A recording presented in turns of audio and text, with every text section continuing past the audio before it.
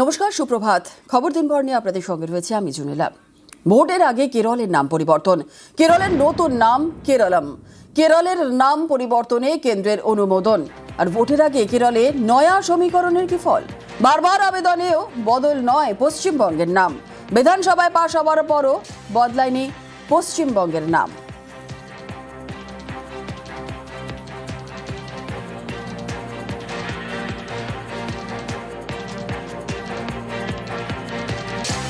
Cabinet ने जो महत्वपूर्ण फैसले लिए आज, उसमें सबसे पहला फैसला लिया है केरला का नाम परिवर्तन करके केरलम। আর পশ্চিমবঙ্গের নাম পরিবর্তন নয় কেন? কেন্দ্রকে প্রশ্ন মমতা বন্দ্যোপাধ্যায়ের। কেরলের নাম পরিবর্তনে কেন্দ্রকে প্রশ্ন। পশ্চিমবঙ্গের নাম বাংলার করার প্রস্তাব বিধানসভায় পাশ, তারপরও নাম বদল না হওয়ায় ক্ষোভ মুখ্যমন্ত্রীর। বিজেপিকে বাংলা বিরোধী বলে তো মমতার। কেরালার নাম কেরালার হয়েছে, এতে আমরা খুশি, কিন্তু সাথে সাথে এটা আমি নিশ্চয়ই বলবো যে আমাদের বাংলা রাজ্যের নাম দেওয়ার ব্যাপারটা আমরা 2-3 বার করে বারবার কেন্দ্রের থেকে সংশোধনী এসছে, যা যা বলেছে সব করে দিয়েছে, কিন্তু গত 5 বছর ধরে বাংলার নামটা কিছুতেই ওরা দিচ্ছে না। বাংলার সংস্কৃতি, বাংলার শিক্ষা, বাংলার নামের সাথে যুক্ত আছেন আমাদের ইয়াং জেনারেশন, নিউ জেনারেশন, যারা স্টুডেন্ট, যারা পড়াশোনা করে, যারা ইন্টারভিউতে যায়, যারা স্টেট হিসেবে ডাক পায়, তাদের একদম লাস্ট বেঞ্চে গিয়ে বসে থাকতে হয়, সবার পরে তাদের ডাকি। কিন্তু যখন কেরালাটা আপনারা নতুন চ্যাপ্টার ওপেন করলেন, সেখানে সিপিএমের সাথে আপনাদের ভাব হয়েছে বলে আপনারা তাদেরটা করলেন, কিন্তু আপনি বাংলাটা বাদ দিলেন কেন? তার মানে হচ্ছে বাংলাটা পড়ে থাকবে কেন? তখন আপনারা বাংলা বিরোধী বলে একদিন আপনারা চলে যাবেন, আমরা কিন্তু করিয়ে আনবো। বাংলাকে ব্রাত্য করায় শুরু তরজা। কেরালার নামকরণ কেরালা সরকার রেজলিউশন করে পাঠিয়েছিল, ভালো তো, সংস্কৃত ভাষা থেকে হচ্ছে, সবাইকে অ্যাপ্রিসিয়েট করা উচিত। কেরালাম হচ্ছে কেরল। মুখ্যমন্ত্রীর উদ্দেশ্যটা অন্যরকম। মুখ্যমন্ত্রী পশ্চিমবঙ্গ থেকে বাংলা করতে চাইছেন। পশ্চিমবঙ্গ এই নামটার মধ্যে এই ভূমির ইতিহাস লুকিয়ে আছে। বাংলা হয়ে গেলে কেউ মনে থাকবে না যে পূর্ববঙ্গ বলে একটা জিনিস ছিল। মুখ্যমন্ত্রী চাইছেন ওটা ভুলিয়ে দিতে। পশ্চিমবঙ্গ মানে পূর্ববঙ্গ একটা আছে, একসময় আমার দেশ ছিল, আমার বাড়ি ছিল, গোলা ভর্তি ধান ছিল, পুকুর ভর্তি মাছ ছিল। মুখ্যমন্ত্রী চাইছেন আমরা ভুলে যাই। হয়তো উনি ঘটি বলে ওটা চাইছেন, হতে পারে।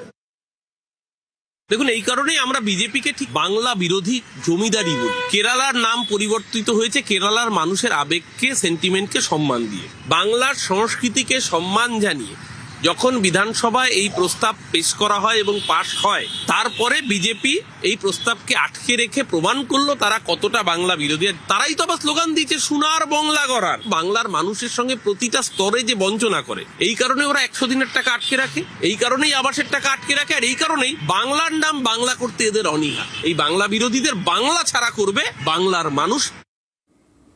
অজিত পাওয়ারের বিমান দুর্ঘটনায় বড়সড় প্রশ্ন। বিমানের রক্ষণাবেক্ষণ নিয়ে প্রশ্ন ডিজিসিএর। বিমান আদৌ ওড়ার অবস্থায় ছিল কিনা তা নিয়েই প্রশ্ন।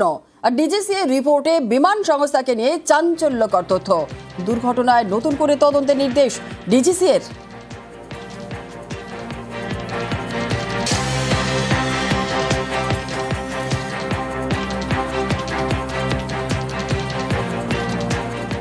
অজিত পাওয়ারের বিমান দুর্ঘটনায় বড়সড় প্রশ্ন। বিমানের রক্ষণাবেক্ষণ নিয়ে প্রশ্ন ডিজিসিএর। বিমান আদৌ ওড়ার অবস্থায় ছিল কিনা তা নিয়েই প্রশ্ন। ডিজিসিএ রিপোর্টে বিমান সংস্থাকে নিয়ে চাঞ্চল্যকর তথ্য।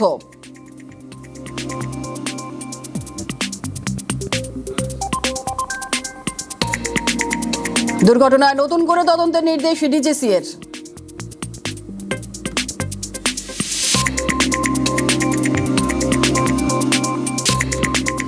অজিত পাওয়ার বিমান দুর্ঘটনায় প্রশ্ন মমতা বন্দ্যোপাধ্যায়ের। মমতা বন্দ্যোপাধ্যায়ের অভিযোগের প্রাথমিক সত্যতার রিপোর্টে বিমান দুর্ঘটনা নিয়ে সন্দেহ প্রকাশ মমতা বন্দ্যোপাধ্যায়ের। Ajit Pawar, Deputy Chief Minister, he died today morning in a plane crash. I'm really shocked to see the news. There is no safety and security of the people of this country. Even the political leaders, I do not know what is the fate of the opposition political parties, but we work very much with the ruling party. But before 2 days ago, I came to know that from social network that somebody from other party, they gave a statement that Ajit Pawar is willing to leave the BJP. And now what happened today, I need proper investigation under the supervision of Supreme Court. Only we have the trust on Supreme Court, no other agency. all the agencies are being totally purchased. And really it's a great loss for the country. Maybe he's from the opposition. Now he's from the opposition. But tomorrow he's supposed to join the original force of their party. My condolences to the family, Maharashtrian people, and also my condolence to the Sharad Pawarji and Ajit Pawarji's family. And for that reason, I'm so shocked. So we'll cancel our daily program today. পশ্চিমবঙ্গে প্রচারে বিজেপির ভিন রাজ্যের নেতারা, কিন্তু বাইরে থেকে নেতাদের আনতে হচ্ছে কেন? এ রাজ্যে বিজেপি সংগঠনের কি সেরকম শক্তি নেই? এই নিয়ে জোর চর্চা।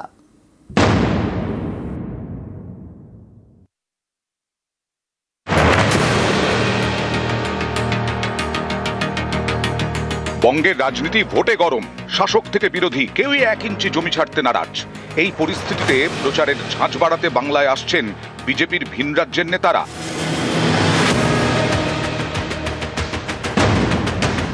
বিজেপি শাসিত রাজ্যের বিধায়ক, সাংসদ, মোর্চা সভাপতি ও সংগঠনের নেতাদের বাংলায় এনে প্রচারের পরিকল্পনা।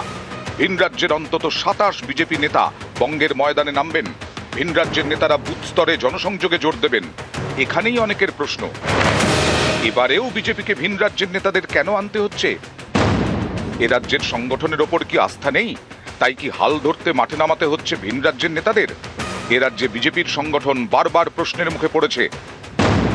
যেমন 2024 লোকসভা ভোটের আগে রাজ্যে বিজেপির সদস্য সংগ্রহ অভিযান শুরু হয়। টার্গেট দেওয়া হয় 1 কোটি, কিন্তু এই টার্গেট পূরণ করা যায়নি। 70 লক্ষে গিয়ে থেমে যায়। বাংলায় প্রায় 80,000 বুথ, বিজেপির বুথ কমিটি প্রায় 70,000, অর্থাৎ এখনো প্রতি বুথে বিজেপির বুথ কমিটি নেই। সংগঠনের এই হাল বলেই কি ভরসা এখন ভিন রাজ্যের নেতারা? গুজরাটের ভোট প্রচারে আমি গেছিলাম, জিতেছে বিজেপি, কি আমার জন্য জিতেছে না? আমাদের সর্বভারতীয় নেতা আছে, তৃণমূলের নেই। আমাদের প্রধানমন্ত্রীর মতো স্টার ক্যাম্পেনার আছে, আমাদের অমিত শাহজির মতো স্ট্র্যাটেজিস্ট আছে, তিনি আসবেন। আমাদের সর্বভারতীয় সভাপতি নীতিন নবীনের মতো এই অল্প বয়সে 45 বছর বয়সে 5 বার 6 বার জেতা বিধায়ক আছে, তিনি আসবেন। ওরা দেখবে আর জ্বলবে, লুচির মতো ফুলবে। বহিরাগতদের দল এই জন্য বলা হতো, চিরকাল বহিরাগতদের উপরে নির্ভরশীলতা। তারা কি বঙ্গ বিজেপির উপরে ভরসা করতে পারছেন না? তারাই কিন্তু মূল্যায়ন করেছে যে বঙ্গ বিজেপি দ্বারা হবে না, তাদেরকে উড়ে উড়ে আসতে হবে এবং এখানে মানুষকে প্রভাবিত করার চেষ্টা করবে। সুস্মিতা মণ্ডল, নিউজ 18 বাংলা। ভোটের আগেই চাকরি, মার্চের প্রথম সপ্তাহে চাকরির নিয়োগপত্র দিতে চায় এসএসসি। আর সেই মতো মঙ্গলবারও আর বুধবার 11-12 শিক্ষক পদে কাউন্সেলিং। দুদিনে 172 জন চাকরি প্রার্থীকে সুপারিশপত্র দেওয়া হবে।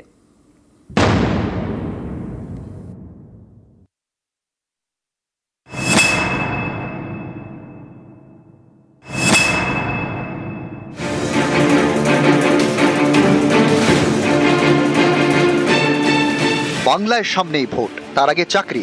একাদশ দ্বাদশের শিক্ষক নিয়োগের জন্য মঙ্গলবার থেকে কাউন্সেলিং শুরু করেছে স্কুল সার্ভিস কমিশন। সল্টলেকে এসএসসি ভবনে চাকরি প্রার্থীরা এদিন হাতে পেলেন সুপারিশপত্র। বুধবারও এই কাউন্সেলিং হবে। সিলেকশন হয়ে গেছে, এক্সাইটেড। নতুন চাকরি খুব শীঘ্রই তো সুপারিশ করা যাবে। হ্যাঁ, যা শুনছি আর কি, যে 1 মাসের মধ্যে জয়েনিংও হয়ে যাবে। প্রথমে সুপারিশপত্র, তারপর চাকরি নিয়োগপত্র। রাজ্য চায় মার্চের প্রথম সপ্তাহে নিয়োগপত্র দিতে। গত ডিসেম্বরে স্কুল সার্ভিস কমিশনকে সুপ্রিম কোর্ট নির্দেশ দেয় 2026 সালের 31শে অগস্টের মধ্যে কাউন্সেলিং প্রক্রিয়া শেষ করতে হবে। নবম, দশম এবং একাদশ দ্বাদশের নিয়োগ প্রক্রিয়াও শেষ করতে হবে। এরপর 21শে জানুয়ারি একাদশ দ্বাদশ শিক্ষক নিয়োগের মেধা তালিকা প্রকাশ করে এসএসসি। মেধা তালিকা এবং ওয়েটিং লিস্ট মিলিয়ে 18,000 নামের তালিকা প্রকাশ করা হয়। 1 মাস পর এবার চাকরির কাউন্সেলিং। মঙ্গলবার এবং বুধবার প্রথম পর্যায়ে 7টি বিষয়ে কাউন্সেলিং। দুদিনে 172 জন চাকরি প্রার্থীকে সুপারিশপত্র। একাদশ দ্বাদশে শূন্য পদ 12,445। ভালো লাগলো, চান্স পেলাম। হ্যাঁ, আমি ফ্রেশার্স ক্যান্ডিডেট হিসেবে পেয়েছি, আমার ভালো লেগেছে। সব কিছু যাতে ভালোভাবে হয়ে যায়, আর যাতে কোনো বাধা না থাকে, এটাই বলতে চাই। ইতিমধ্যেই পর্ষদের থেকে জাতি এবং বিষয়ভিত্তিক শূন্য পদের তালিকা নিয়েছে এসএসসি। এরপর ফের কবে কাউন্সেলিং হবে তা বিজ্ঞপ্তি দিয়ে জানাবে school service commission. News 18 Bangla.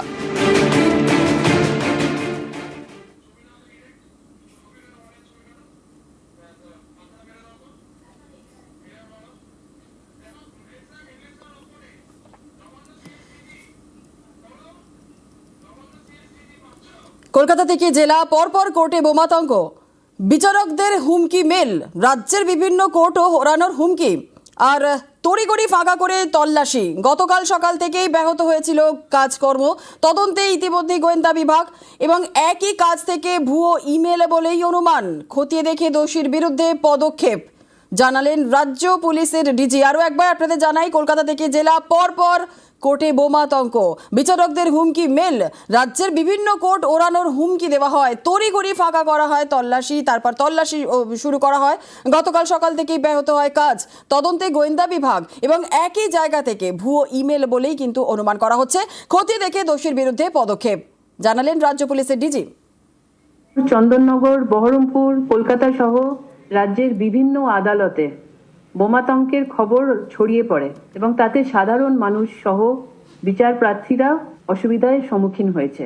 রাজ্য সরকারের তরফে পুলিশ ঘটনাস্থলে দ্রুততার সঙ্গে পৌঁছে যায় এবং ঘটনার তদন্ত চলে এবং তা মিথ্যে প্রমাণিত হয়। আমরা সরকারের তরফ থেকে সকল বিচারক এবং বিচার প্রার্থীদেরকে এই মর্মে আমরা আশ্বস্ত করছি যে রাজ্য সরকার তাদের সুরক্ষার জন্য সর্বোচ্চ প্রাধান্য দিয়ে পুরো জিনিসটাকে নিয়ে আমরা কিন্তু ইমিডিয়েটলি স্টেপস নেওয়া হয়েছে এবং যাতে সব জিনিসটা সুষ্ঠুভাবে চলে, কোনো আতঙ্কিত যাতে মানুষ না হয়। Do you think there's just one person or multiple people engaged in this who were sending these mails? Yes, it's the same pattern that has been found in all the mails sent to different locations. আমরা সবসময় প্রস্তুত আছি। We will take all steps to ensure that all our people in the state সব সুস্থ থাকুক আর safe থাকুক, এটা আমাদের সবসময় চেষ্টা থাকবে।